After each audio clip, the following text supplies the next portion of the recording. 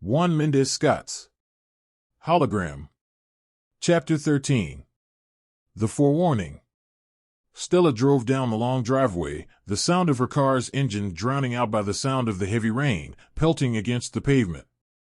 The windshield wipers moving back and forth in a frantic motion, clearing the water. Finally, she pulled up to a stop and got out, her movements sloppy and uncoordinated. She looked like a car wreck, her hair and makeup disheveled, and she reeked of alcohol. I watched her from my office window, my nerves on edge seeing her stagger out of the car. I could see the rain pouring down on her as she made her way towards the house. I rushed to open the door as she reached it. She stumbled towards me, her speech slurred, and her breath reeking of alcohol. I felt the tension in my body as I tried to steady her. The sound of the rain and her drunken state overwhelming my senses. Estella said, "Watching Steve die wasn't enough? You need to get out of here, Todd. Stella, I've missed you. Come on inside so we can talk." Estella stepped back, looking at me as if I'd lost my mind. "What did I tell you? I'm not here to talk. I'm here to pick up the rest of my things. Roxie, we need to talk." Estella was close to tears now. I saw that thing again. Lost for words, all I could do was stare at her. My heart raced as I listened to what Estella told me, alarm bells ringing in my head. I could feel my palms starting to sweat and my breath becoming shallow. I became deep in concern, a knot forming in my stomach as I tried to process the information. "When? Where?" I asked her. "At my parents', in my old bedroom. I woke up whole fucking house up. I scared my father damn near into having a heart attack. We had to take him to the hospital." Of course, I became concerned. "How is he?" Estella started to cry, tears streaming down her face. I could hear the sound of her sobs, and the muffled sniffles. It made me feel a pang of sadness in my heart. A beat passed as I watched her, unsure of what to do next. "My father, he's fine. I can't keep going through this. I can't." The gaze I held onto Estella hardened as I glared at her with a mixture of admiration and frustration. I could see the vulnerability and raw emotion on her face. It made me feel a rush of admiration for her strength and courage. I wanted to take her in my arms, to protect her from the pain, but I knew that I couldn't. I could feel the weight of the situation bearing down on me, like a heavy burden on my shoulders. "Stella, I miss you. Can we please talk?" Then Doug interrupted us, pulling up in his Aston Martin. The sound of its engine and the crunching of gravel under the wheels drawing closer. Estella lit up when she saw him, relief and happiness written all over her face. I scowled as I watched Doug approach the front door. "What is he doing here?" I said, my voice filled with suspicion and anger. When Estella opened the door, Doug had a genuine smile on his face as he gave Estella a warm hug. "Miss you, brother-in-law," she said, her voice filled with affection. I could feel my blood boil as I watched the two of them embrace. It felt like a knife twisting in my gut. Doug looked at Estella, his gaze lingering on her face. It was clear that he missed her. He could see the sadness and pain in her eyes, and I could see it made him feel a pang of guilt and regret. Doug was her brother-in-law. He wanted to make things right for Estella after Roxie's death. But he knew it wouldn't be easy, especially with me standing there, glaring at him like a guard dog. Doug brushed away the tears from Estella's face with his thumb, his touch gentle and caring. "Miss you too." "How are you?" he said, concerned. Estella shook her head, her voice filled with sadness and despair. "Not good, Doug," she said, unable to hold back her emotions any longer. I stood there, staring at Doug with disdain, my eyes filled with anger and contempt. "So, I guess you've come to claim your home back, huh?" I said, sarcasm and bitterness burning the bottom of my throat. Doug looked at me for a moment, his gaze steady and unflinching. He shook his head, slowly and relaxed. His expression mixed with sadness and disappointment. "No, Todd," he said, voice calm and steady. "I'm not here to claim anything. I'm here for Estella. I'm here to support her and to be a family again. The words hit me like a Mike Tyson punch to the gut. It made me feel a surge of guilt and regret. I wanted to argue back, take a swing. But the sight of Estella's tear-streaked face made me feel like a small-minded bully. He said, "No, I have plenty of time for that." I stared at Doug a moment. "What are you doing here?" Doug laughed to himself, being a sarcastic asshole. "I was just about to ask you the same. Technically, since this still is my home." I glared at Doug with a piercing intensity, my eyes narrowing like a hawk's as it spots its prey. My gaze was as hard as granite, chiseled with a fierce determination. I took a step forward, my presence looming like a thundercloud ready to unleash its fury.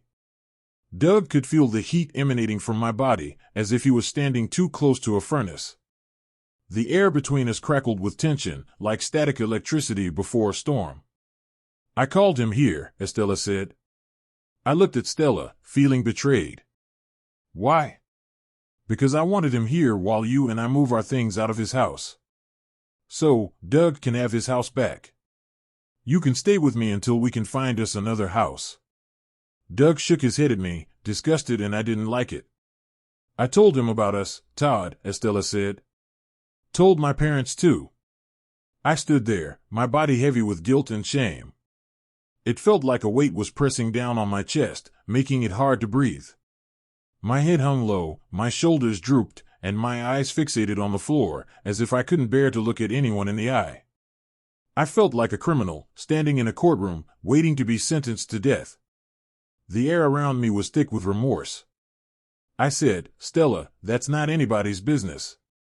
She said, "People are going to find out sooner or later anyway, so." "I already knew something was going on, Todd," Doug said. "I'm just glad Roxie never found out." I faced Estella. "Estella, I wasn't planning on leaving today." Estella sighed in frustration, nudging me out of the way, rushing upstairs, her footsteps echoing through the house like a drumbeat of doom. "Todd, we need to get our shit and get the fuck out of here. Come on, hurry up." Doug's eyes scanned around the house as he tried to understand what was going on as he took in the musty smell of the old mansion and the palpable tension in the air. I glared at him with disdain, my arms crossed over my chest like a fortress ready for siege. He looked at me and said, "What's going on? Is she all right?" There was no threat in his voice. He just wanted to know what was going on with his sister-in-law. But I couldn't help but to glare at him, like a guard dog ready to attack. Estella yelled from upstairs. "It won't take us long, Doug." We could hear drawers opening and closing, and the rustle of clothes as Estella gathered her things. Doug frowned with concern, like a beacon of hope in the darkness. "Can you tell me what's happening?" I remained silent, my gaze fixed on Doug, my expression unreadable. The sound of rain tapping against the window filled the room, adding to the sense of unease and uncertainty, like a ticking clock counting down to a disaster. Doug continued to stare in my face, waiting for an answer. Finally, I said, "You should ask Stella." Doug nodded and moved to the bottom step. I could see the frustration on his face, and I didn't care. He looked up the stairs, feeling Estella's presence. And I could tell he felt that something was scary wrong, like a dark cloud had eased into the house. "So, I guess we're going to be roommates then," I said. "Like back in the day." Doug grinned, shaking his head. "Nah, I'm throwing your ass out of here before I even think about moving back in here."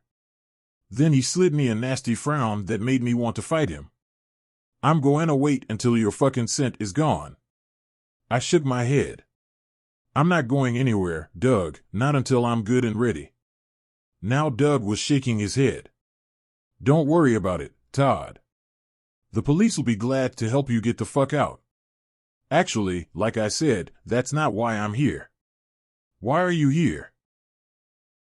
Doug gave me another cruel look. "Todd, you know like I know.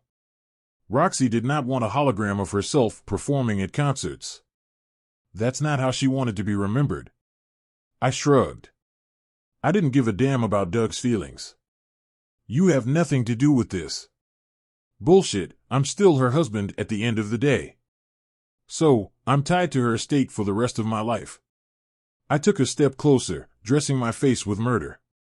Doug continued, saying, "She called and told me this about a week before she died. Which I also find strange. This I did not know, which left me at a loss for words, my mind racing as I suspected that Doug knew something.